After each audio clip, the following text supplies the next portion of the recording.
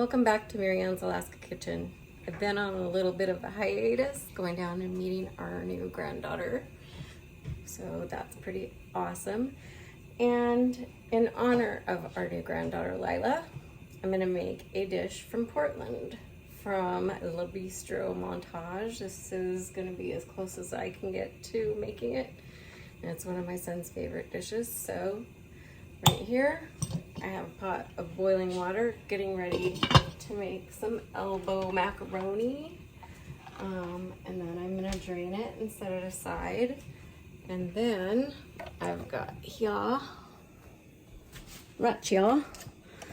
got some andouille sausage, a little bit of bacon, some garlic, a whole jalapeno. I left the ribs and the seeds in on half of a jalapeno and took them out of the other half because I want my husband to eat it. And I've got some Parmesiano-Reggiano, and I'm gonna try that again. Parmesiano-Reggiano cheese, pre-shredded, but it's always better if you get it whole and then shred it yourself. And I've got some butter, and I'm gonna get putting those together. So let's get cooking. Very important additions to the ingredient list I gave you is some Cajun seasoning. I'm using Louisianne brand here, but any Cajun seasoning that you like will do. And salt, pepper, and I'm gonna use some smoked paprika for spices. Three last ingredients. I'm gonna use some milk, some sharp cheddar, blah blah, and some heavy cream. And this original recipe that I've kind of concocted together calls on the internet for a couple of cups of macaroni and an entire cup of cream and an entire cup of milk, along with a lot of cheese for 2 cups of macaroni. I'm not gonna go that crazy. I know that's probably like very anti-Montage bistro, but that's why I'm gonna call this my own and not get in trouble for using somebody else's recipe, because I'm gonna make it my own. And in doing that, I'm going to use that cup of cream and I'm gonna use that cup of milk, but I'm gonna use that for probably the whole box of macaroni. So by significant amount, I'm gonna reduce the amount of calories per serving there. It's still not going to be a light dish, but it's going to be delicious. So my water is at a roaring boil, and as with all pasta, you season it heavily with salt. So I'm going to put about a tablespoon and a half of salt in that boiling water. I'm going to add my pasta in.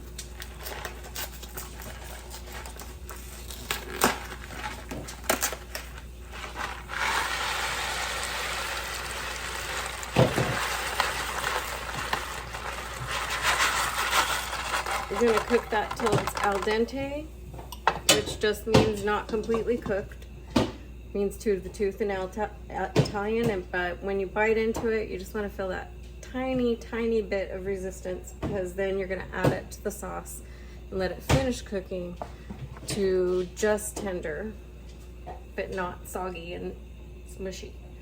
So that's going to go for, I'm gonna look at the box, and I normally don't look at the box, but 7 minutes to al dente. So I'm gonna get my timer going, and then I'm gonna get started here on the sauce. And my husband got me some beautiful new pans from La Crusade, so I don't have to have shameful ones, and a big old shun knife, which the Japanese knives are amazing and stay sharper a lot longer than Western knives. So if you're looking to up your knives to better knives, go with Japanese knives. I know it's hard to go away from buying American, but they're just better. They stay sharper and they come sharper than a Western knife does. So they are fabulous. You gotta try them out. Got my pasta boiling. I'm gonna turn that down and let it just cook. I've got some olive oil going in here. I'm gonna put in about 2 strips of bacon that I've chopped up. I'm gonna get that going and add my other ingredients to it once it renders its fat. So I'll be back when that's done. So my bacon's done. As you can see, I've got about 2 tablespoons of bacon once it's rendered. That's left me with about 1.5 tablespoons of bacon fat in the pan. To that, I'm gonna add another 2 tablespoons of butter for the roux. I've got this on medium heat.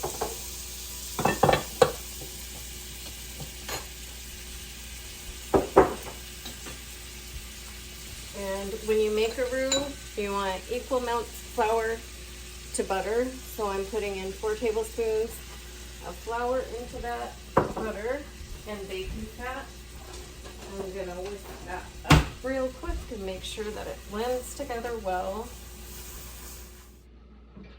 So there's my roux, and it's exactly the right color to start adding ingredients. I don't want it to get any darker than that. If you get it dark, it adds a lot of flavor, but you lose your thickening agent if it gets too dark. I'm adding in my andouille sausage, which is gonna get crisp, along with the jalapenos.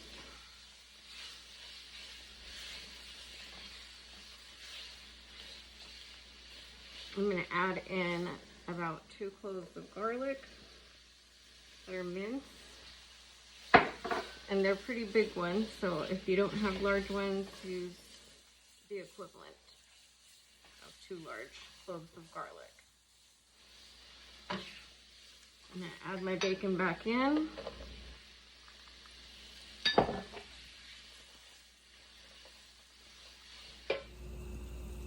So, as with anything when you're cooking, I tasted my pasta. It's not quite al dente. So I'm gonna give it about 2.5 more minutes. And while it's doing that, I'm gonna jam on with my about 1/2 teaspoon of black pepper, about 1/2 teaspoon of salt. I'm gonna put in about 1 tablespoon of Dijon. And again, that's because I'm making not just 1 serving, I'm making a lot. And I'm gonna add about 1 tablespoon of smoked paprika. It's good stuff. Mix that in well. And this is the time to add my milk. I've got things pretty tender in here and crisped. The vegetables are tender, the meat is crisped, and now the milk's in there. Oh, it'll boil over. Turn that down. And I'm gonna add my cheese. I've turned my heat way down to low. When you start adding your cheeses and you start adding cream to anything, you do not want to be cooking it on high or even medium high, or you're going to end up with a situation. You're going to end up with a sauce that breaks. And breaking just means that the oil in the cheese is going to break away from the solids in the cheese. And it's going to become grease and the solids separated. And that is not a delicious thing. So make sure you turn your heat way down when you add the milk and especially the cream and the cheese. And when you're adding hot pasta to stuff like this, that's plenty of heat to get this up to nice eating temperature. I don't have a salamander, but I'm pretty sure they put this under a salamander with a little extra sprinkling of this Parmesiano-Reggiano. Sound very Italian, not. I'm going for a cup of that. And this looks and smells spectacular. But I am not going to trust how it looks and smells. I'm going to have my professional taster come in. Jake. I'm going to throw a little jalapeno in there so that you don't get tricked into thinking this is not spicy. Not spicy.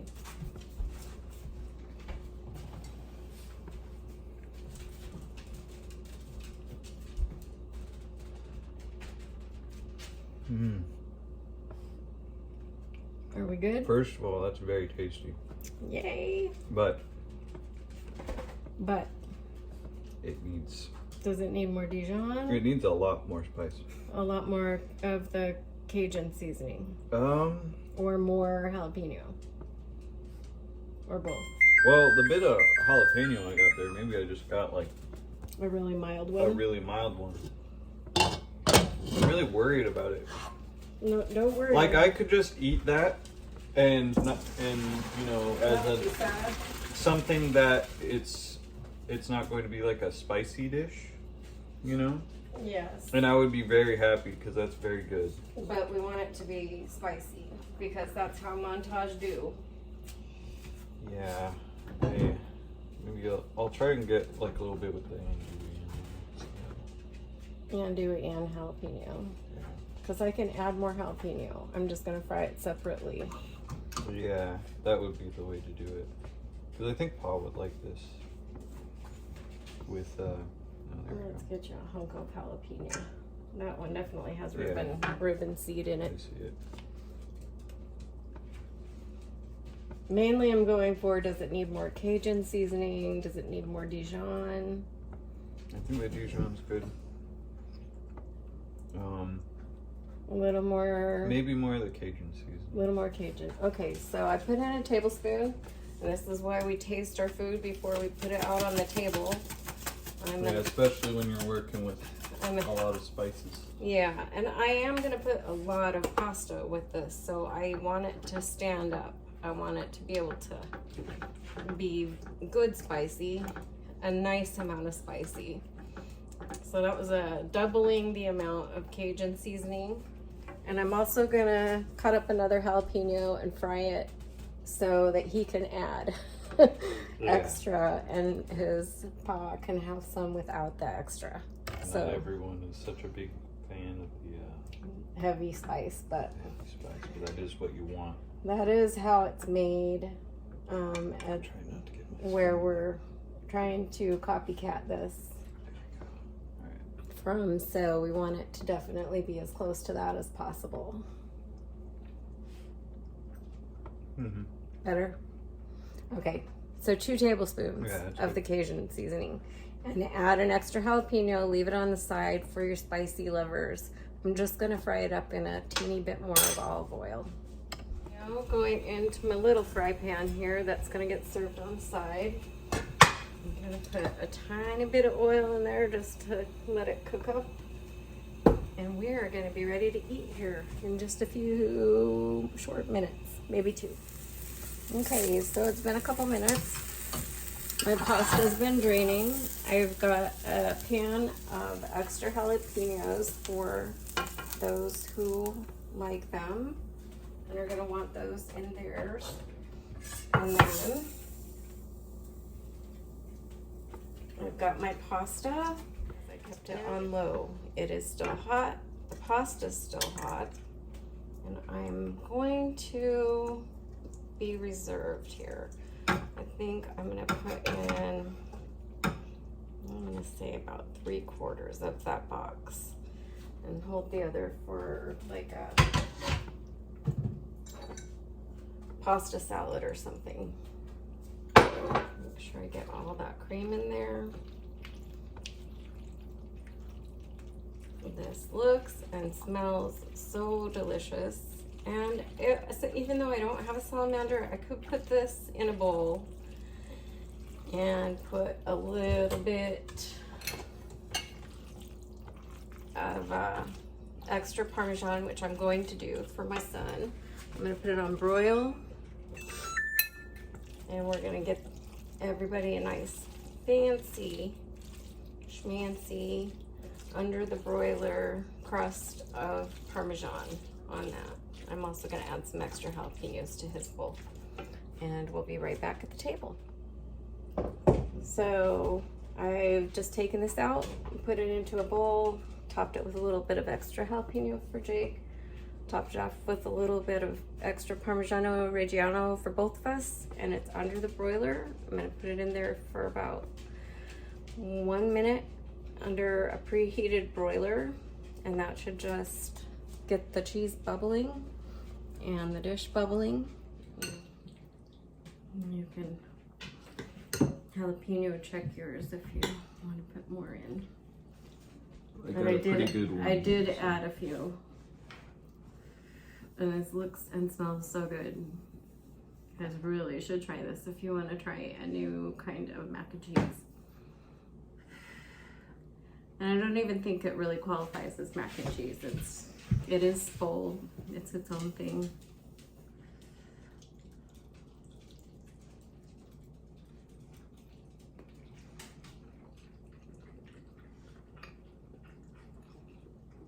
Oh yeah. That is so good. It really is. Super good.